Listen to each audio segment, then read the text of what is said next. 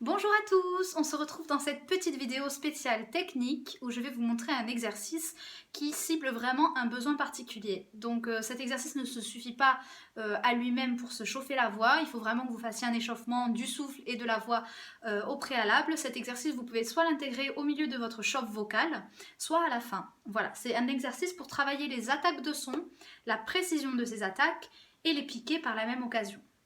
Voilà. Donc on va partir sur cette note-là. Et le but de l'exercice, ça va être de répéter une même note avec des voyelles différentes. Donc on va commencer par A, après I, E, O, U. Ça va être les voyelles qu'on va travailler. Je vous fais juste en démonstration que vous compreniez.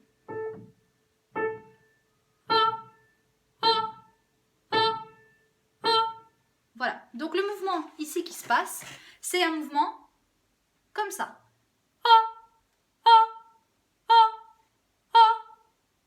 Si vous mettez vos mains ici, que vous essayez, vous devez sentir que ça pousse dans ce sens-là. Si ça pousse comme ça veut dire que le diaphragme travaille bien. Ne forcez pas non plus le mouvement. Au début, le mouvement, pareil que dans les exercices de souffle, il va être tout petit. Et au fur et à mesure que vous ferez l'exercice, il s'agrandira. Mais ne le forcez surtout pas, on ne se crispe pas. Attention aussi dans cet exercice à ne pas laisser retomber la voix. Le but, c'est la voix elle doit s'envoler. Et pas vous voyez là, on a une espèce de petit voile qui fait que le son se couvre et ça ne résonne pas. Donc il faut vraiment penser que le son doit résonner. Autre chose, avant de faire l'exercice, à laquelle aussi il faut que vous pensiez, n'hésitez pas à vous l'écrire si vous avez besoin. Attention au coup de glotte. Ce n'est pas bon de faire vous sentez ce petit coup de glotte, ce qu'on appelle, ça non, vous allez vous faire mal à la gorge. En revanche, si jamais vous n'arrivez pas à faire cet exercice sans ce petit coup de glotte, mettez un H devant votre voyelle. Ha, ha, ha.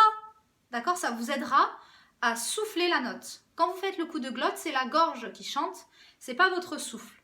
Donc pour être connecté avec le souffle, le fait de mettre un H, ça va vous faire souffler de toute façon dans le son et donc la note va être ainsi connectée avec votre souffle. J'en m'arrête là pour les explications. Faisons l'exercice. Donc on part de cette note et on va commencer sur A. Je vous le fais au début et ensuite je ferai que le piano pour que vous puissiez le faire tout seul.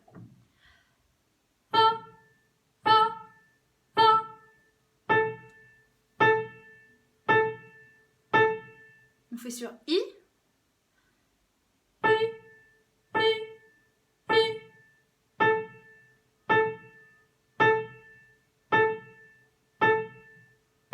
Sur O.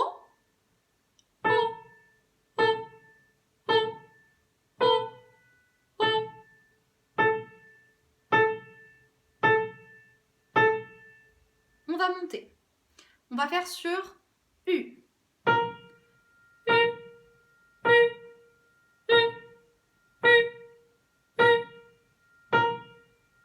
Sur A.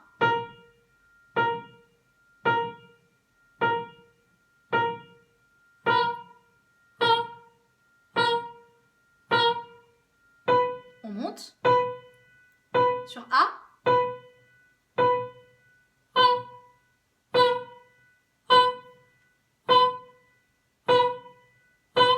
Sur U.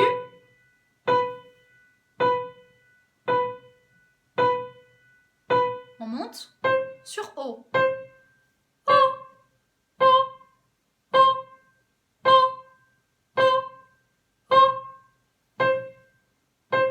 Je m'arrête là un peu. Pour contrôler la justesse, comme c'est des piquets, c'est difficile d'être parfaitement juste. Ça va être au niveau du souffle. Si vous donnez trop de souffle, vous allez être trop haut. Si vous donnez pas assez de souffle, vous serez trop bas. Par exemple, sur cette note, si je donne trop de souffle, on veut entendre cette note.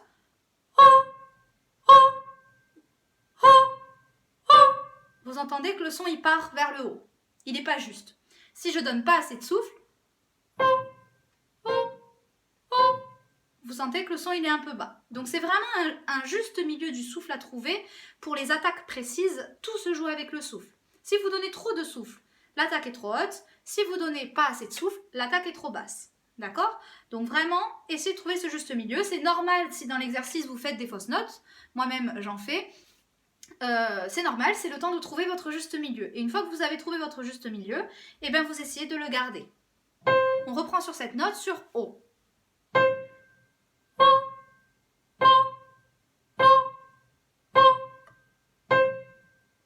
Sur OU. Et on ouvre à l'intérieur du palais. Sur A.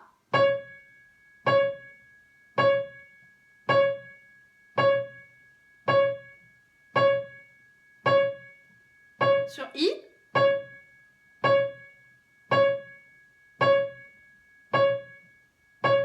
On va monter. Là, ça va être une tessiture surtout pour les sopranes.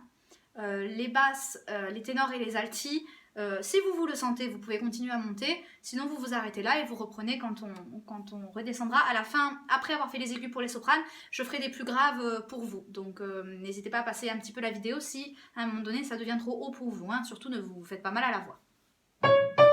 Donc, on reprend avec A sur cette note-là.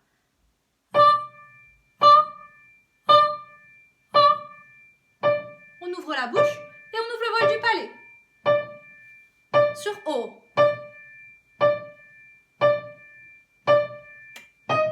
Sur A.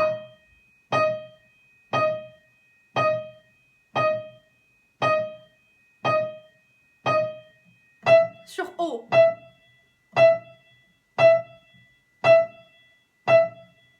Soufflez. Sur A.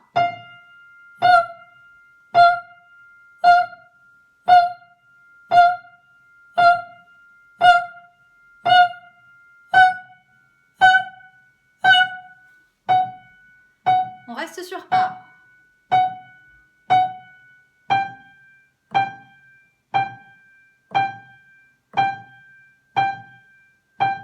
Ok, c'est très bien. Là, vous pouvez faire des petits...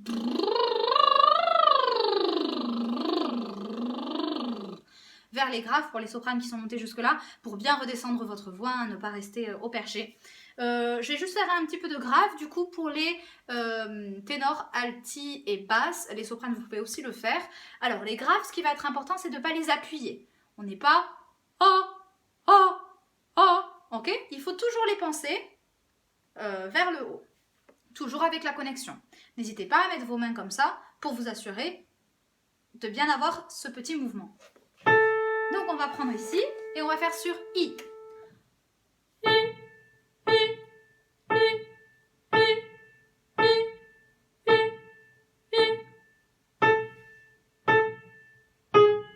Sur U.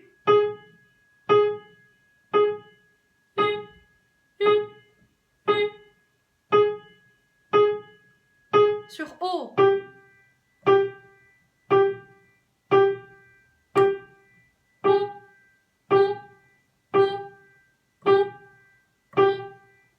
Sur OU.